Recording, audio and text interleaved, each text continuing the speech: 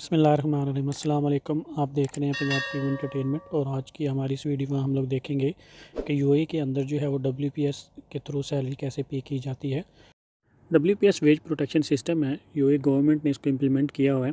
इसके अंदर तीन पार्टीज़ होती हैं, एम्प्लॉयर जो सैलरी पे कर रहा है, सेंट्रल बैंक जिसके थ्रू सैलरी पे होनी है, और लेबर मिनिस्ट्री जो कि सब एम्प्लॉयज़ की जो सैलरी है वो उसको देख रही होती है।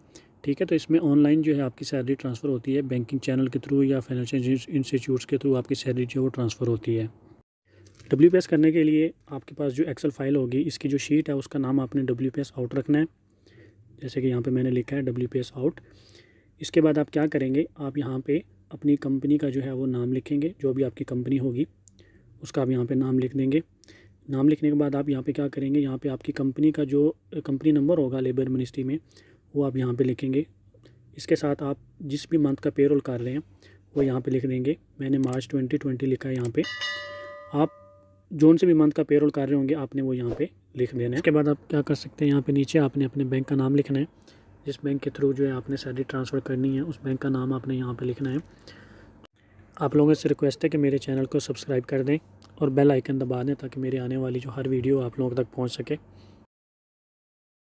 बैंक की डिटेल लिखने के बाद आप नीचे आएंगे, यहाँ पे आपने एम्प्लॉय की सारी इन्फॉर्मेशन लिखनी है यहाँ पे, जिसमें आपके सीरियल नंबर लिखना आपने, जो इसके बाद आपने जो एम्प्लॉई की आईडी होती है लेबर मिनिस्ट्री में वो आपने लिखनी है, जिसको लेबर कार्ड नंबर भी बोलते हैं।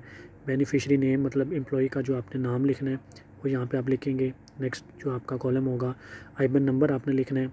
इसके साथ आपने जो बीआईसी कोड होता है बैंक का, बैंक आइडेंटिफायर कोड, वो आपने लिखना है।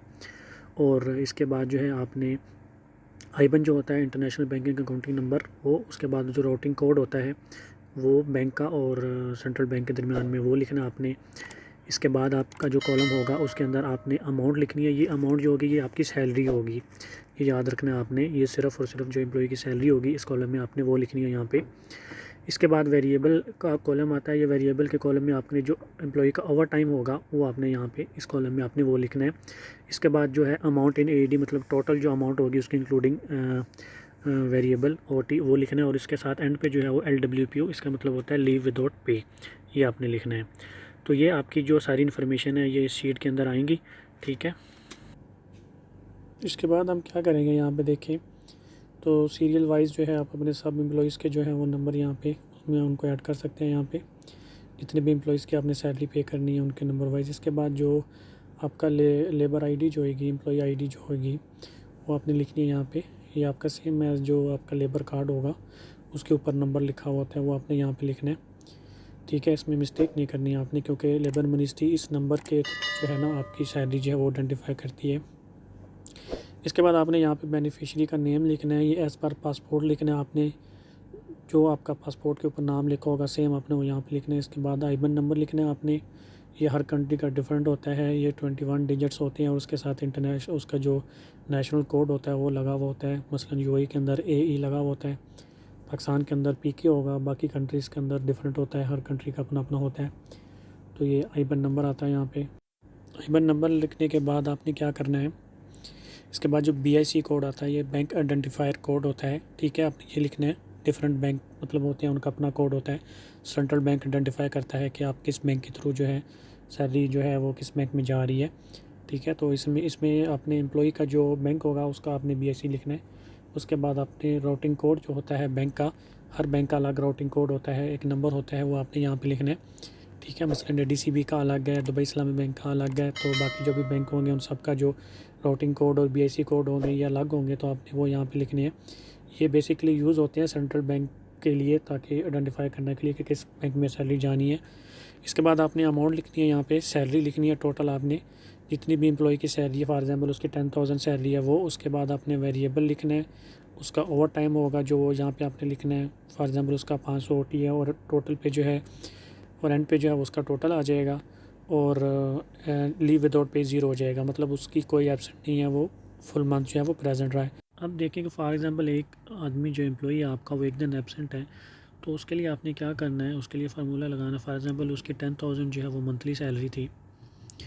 ठीक है, तो उसको कैसे कैलकुलेट करेंगे, 10,000 उसकी सैलरी थी फॉर एग्जांपल। ठीक है, और वो एक दिन जो है वो एब्सेंट था, फॉर एग्जांपल उसने छुट्टी ली, अनपेड लीव पे था, तो हम कैसे कैलकुलेट करेंगे, तो हम जो फार्मूला है वो लगाएंगे, ठीक है। तो इसमें लिखेंगे राउंड और जितनी उसकी सैलरी होगी ब्रैकेट के अंदर मल्टीप्लाई बाई 12 डिवाइड बाई 365 और मल्टीप्लाई बाई 1 डे, ये जो है यहाँ पे फार्मूला यूज़ होता है, ठीक है।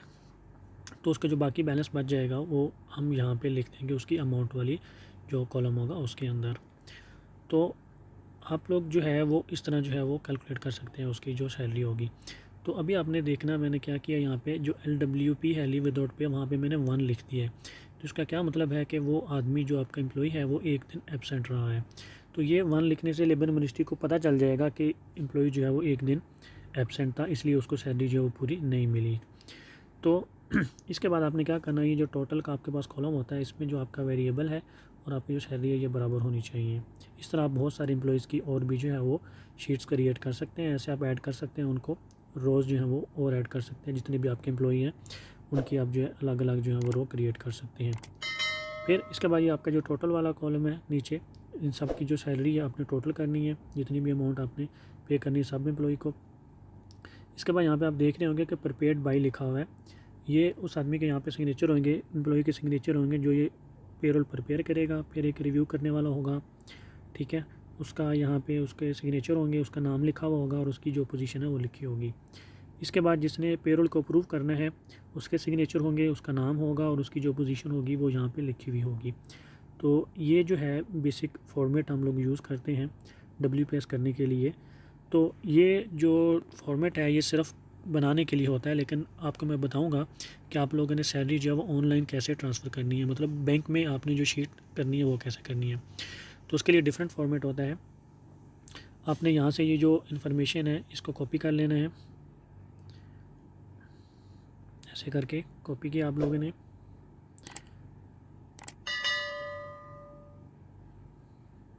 दूसरी जो शीट होगी आपके पास उसका नाम भी WPS OT रखना है आपने, 1 लिख सकते हैं, 2 लिख सकते हैं, वहाँ पे आपने जाके इसको पेस्ट कर देना है। पेस्ट करने के बाद मैं अब इसको अरेंज करूँगा, इसको थोड़ा सा जो है ऐसे करके इसको थोड़ा सा ओपन करता हूँ मैं। ये जो मैं शीट अभी दिखा रहा हूँ आप लोगों को, जो आप जब आप सैलरी ट्रांसफ़र करने लगेंगे तो ये शीट जो है आप लोगों ने अटैच करनी है अपने ऑनलाइन सिस्टम में, ठीक है। वो जो पहले वाली शीट थी वो सिर्फ आपने पेरोल बनाया है और बाद में अपने अप्रूवल लिया है। तो ये वाली शीट जो है ये ऑनलाइन बैंक में जो है वो ट्रांसफ़र की जाएगी, ऐड की जाएगी। तो इसमें देखिए मैंने सब पूरी की पूरी इन्फॉर्मेशन को मैंने टेक्स्ट फॉर्मेट में कर दिया है। तो आपने याद रखना है कि ये सारी इन्फॉर्मेशन जो होगी ये टेक्स्ट फॉर्मेट में होगी। ये टोटल देखिए हमारा कितना आ रहा है, ये टोटल इस टोटल के साथ मैच करना चाहिए। तो इसका मतलब है कि आप जो ट्रांसफ़र कर रहे हैं अमाउंट वो आपने जो पेरोल बनाया वो अमाउंट सेम है, ठीक है। ये सारी इन्फॉर्मेशन इसके अंदर एज ए टेक्स्ट के फॉर्मेट में होगी, टोटल इसका सेम होगा और ये आपके सामने जो है वो इस तरह की जो शीट है वो ऐड कर दी जाएगी। तो इस तरह से आप जो है वो UAE के अंदर जो है WPS कर सकते हैं, नहायत ही आसान तरीका है। तो मुझे उम्मीद है कि आप लोगों को मेरी ये जो आज की वीडियो है ये आप लोगों को पसंद आई होगी और मैं उम्मीद करता हूँ कि आप मेरे YouTube channel Punjab TV entertainment को सब्सक्राइब करेंगे और साथ में बेल का आइकन भी है वो भी प्रेस करेंगे और दूसरे दोस्तों के साथ भी शेयर करेंगे ताकि मेरे आने वाली हर वीडियो आप तक पहुँच सके। बहुत शुक्रिया, अल्लाह हाफिज़, अपना ख्याल रखिएगा।